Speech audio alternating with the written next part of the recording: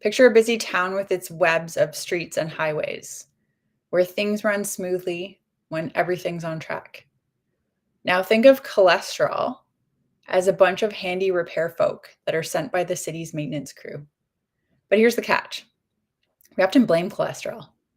Blaming cholesterol for clogged arteries is like blaming the fix-it team that are coming to repair the cracks and dents in the street versus blaming it's like blaming a fix-it team, sorry, instead of blaming the real problem.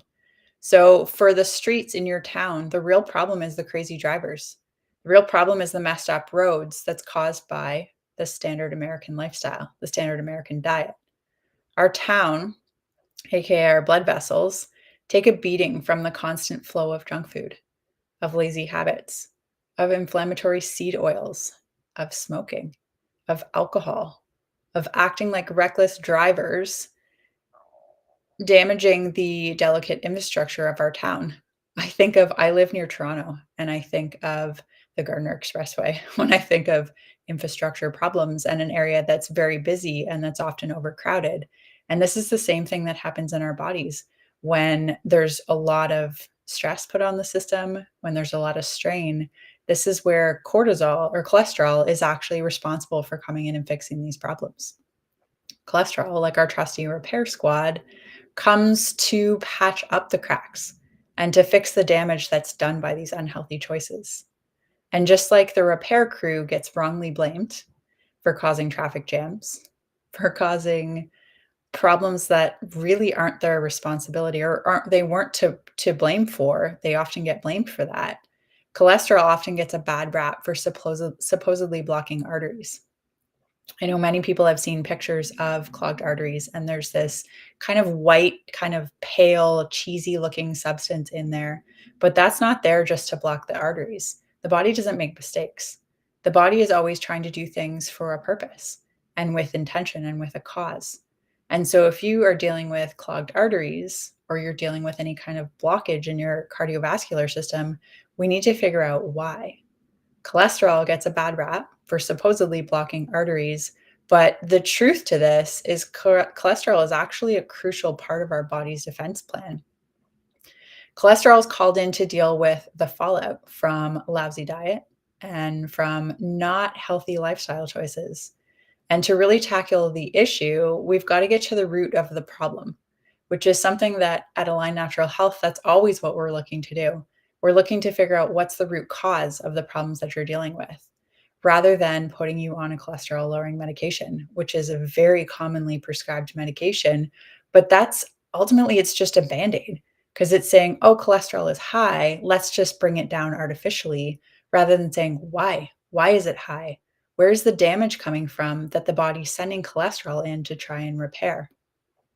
The root of the problem when it comes to cholesterol is diet and lifestyle stuff that messes up our internal town, messes up our roads, our highways in our body, which is metaphorically, obviously, referring to your arteries and veins, so that cholesterol can do its job without taking the blame for arterial congestion. We need to figure out what's the cause and need to figure out what changes you need to make so that this isn't so much of a problem. So let's break this down a little bit. Cholesterol has a lot of really important roles in the body.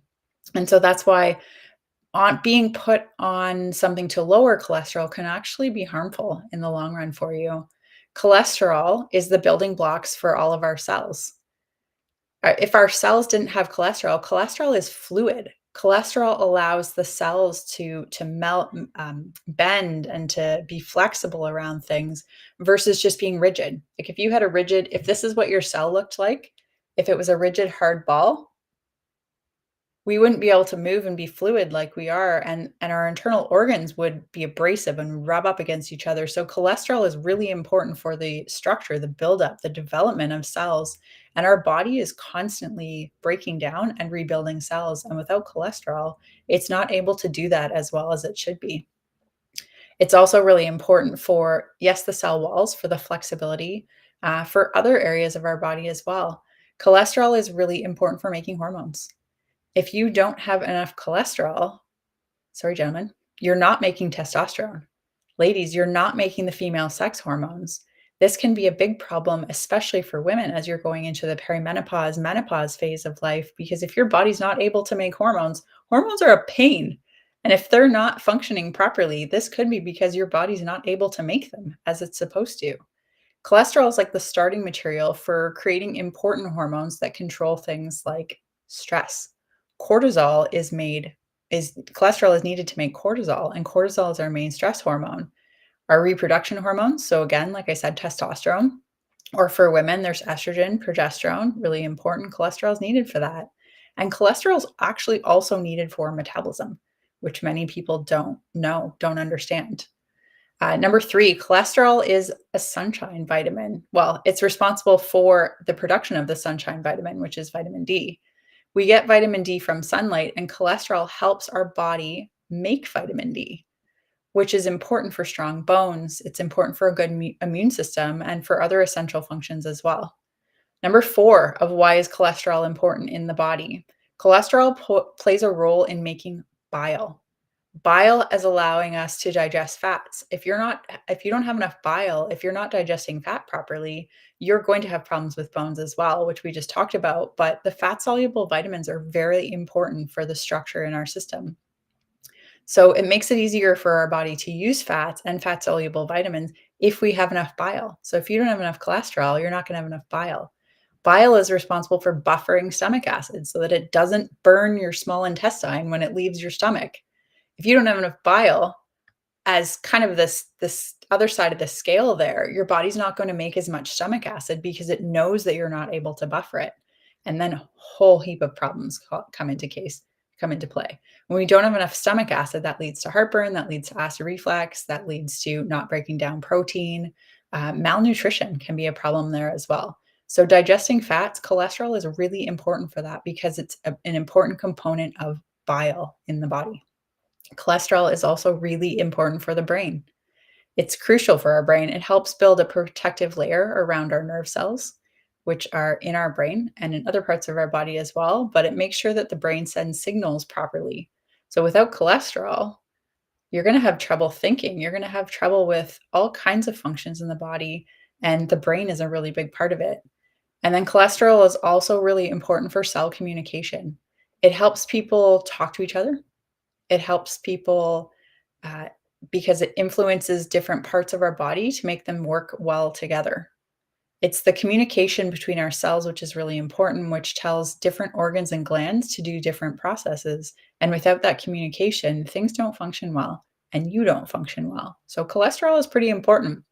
We just talked about six things: cell communication, brain support, digesting fats, the sunshine vitamin, vitamin D production, making hormones, and the building blocks of cells. All of these things need cholesterol to function properly. And so when we're dealing with some cholesterol buildup in the system, or there's some blockage in the arteries, and the solution is let's reduce your cholesterol, let's give you a cholesterol lowering medication, all of these six things are going to be impacted here. And this is why, from the town analogy, we need to think it rather than blaming the repair crew, which, yes, construction. I live in Canada. So our seasons in terms of driving are snow and construction, both of which can slow down the highway. But the reason that this is a problem is because the traffic is so steady and flowing over these areas and quick, and the wear down is happening. And when the wear down happens in your system, this is when cholesterol needs to come in to repair things. It's villainized so many times, but it's actually not the villain. It's just the repair crew. So understanding the positive roles cholesterol plays in the body is helpful to understand what's going on here. This highlights the significance beyond commonly emphasized association with cardiovascular health. So, what I wanted to leave you with today, I wanted to give you some information here because I didn't understand these things before. I used to think that all that mattered from cholesterol was HDL and LDL. HDL is the good cholesterol and LDL is the bad cholesterol, but they all serve a purpose. The body doesn't make mistakes. Everything that it does, there's a reason that it's doing it. And if you're having things happen in your body that aren't happening how they're supposed to happen, we need to figure out why. And that's what we do at Align Natural Health. We use quantum nutrition testing, which is a form of energy medicine in a sense. It's frequency testing and tuning into your body and figuring out where are the imbalances. So, what I wanted to leave you with today, because we're talking about cholesterol, Here are 5 natural things that you can start doing on your own. You can start doing now to support a healthy cardiovascular system. Number 1, you want to make sure you're eating a healthy diet. I've already mentioned how processed foods, junk foods, inflammatory seed oils can really be problematic, and they start to cause inflammation and breakdown in the system, in your cells, in your arteries, in your veins, and that's when the body needs to send in cholesterol for repair. So instead of just like turning down the cholesterol in the body, let's turn down the reason that the repair is needed. And so step 1 for that is a healthy diet. So here, my first suggestion for food is always choose real whole foods as much as possible. So real whole foods are things like an apple. Does an apple have ingredients? No. Well, it has one, apple. Steak, what ingredients are in steak? Steak, beef, right? So look for foods that are real whole foods. Examples, fruits, vegetables, eggs, animal protein. Animal protein, eggs, these are often villainized because there's more dietary cholesterol in these foods, but dietary cholesterol has been shown that it actually doesn't really impact our cholesterol levels, blood cholesterol levels all that much. Number 2, we want to opt for healthy fat options here.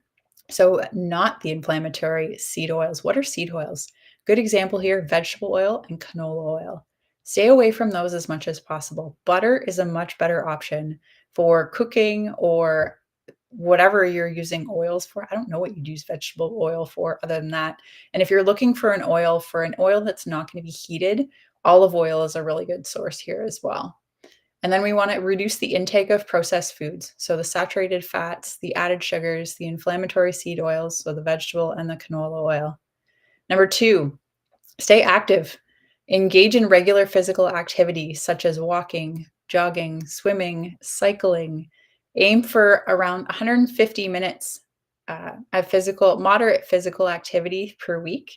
This can be just walking, getting out and walking. We are a very sedentary community in these days, especially after 2020 when everyone was forced inside. So just getting more activity into your life is going to be helpful.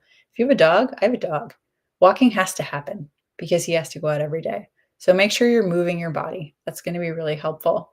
And you want to include activities that do get your heart pumping and that get the blood moving through your veins and improving your circulation. Number 3 is maintain a healthy weight.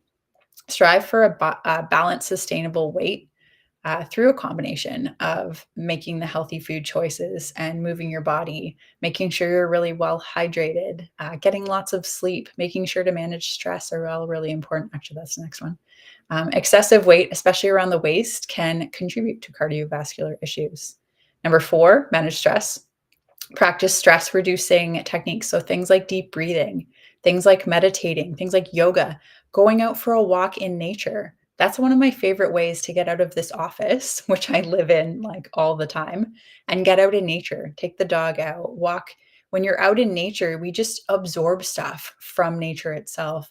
It feels good, it's good for our nervous system, and it's good for stress reduction overall. And then finally, find healthy outlets for stress. So, hobbies is really helpful. Pickleball is something that's like strangely so popular right now. If you're interested in something like that, give that a try. It's good too because you'll get social stuff from it as well. Although I do have a chiropractor friend who's currently working with pickleball teams because there's some injury that comes along with that. So make sure that the exercise that you're doing, do it in a safe way. And then number 5, quit smoking and limit alcohol. If you smoke, seek support to quit. If you need a reference for that, I'll drop, no, just send me a message because I have a hypnosis friend who's amazing and can be very helpful if you're looking to quit smoking. Smoking is a major risk for heart problems, for heart disease. And then limit alcohol consumption. Excessive drinking can negatively impact the cardiovascular system. Again, we were talking about inflammation in the arteries, in the veins. Alcohol is a really big contributor here. So we want to make sure that alcohol is limited. And as always, these videos, they're not meant to replace medical advice. This is just meant for educational purposes only. So take a step towards a healthier you. If you would like some help and support, I'd be more than happy. Book a free discovery call today to kickstart your journey towards improved well being. We test everyone from head to toe to figure out what's the cause. Why are you having the issues that you're having? And what does your body need to get back into balance? And when it comes to cardiovascular health, for any health problems, every medication has a side effect. There's always going to be some problem that comes along with the medication that you're taking. And so I'm not telling you don't take medication. I will never tell anyone not to take medication or to come off of their medication. But if you can look for natural ways to support your body, that's not going to lead to side effects and not going to lead to more problems down the road and could make sure that you stay healthy for a long time. That can be a very beneficial way to look at it. So make sure if you're watching on YouTube, hit subscribe, and otherwise, grab the link. I'll drop the link in comments on this video, and so you can book a free discovery call today. If you're on Instagram, go to the link in my bio and book a free discovery call. It's all about figuring out what's going on with you, because if you just ignore symptoms and just keep moving forward, it causes problems in your health. And one symptom leads to another symptom, leads to another symptom, and then they can be hard to reverse in the future as well. So hopefully you found this helpful. If you need any help or support, reach out anytime. It's Kate from Aligned Natural Health, helping you live well naturally.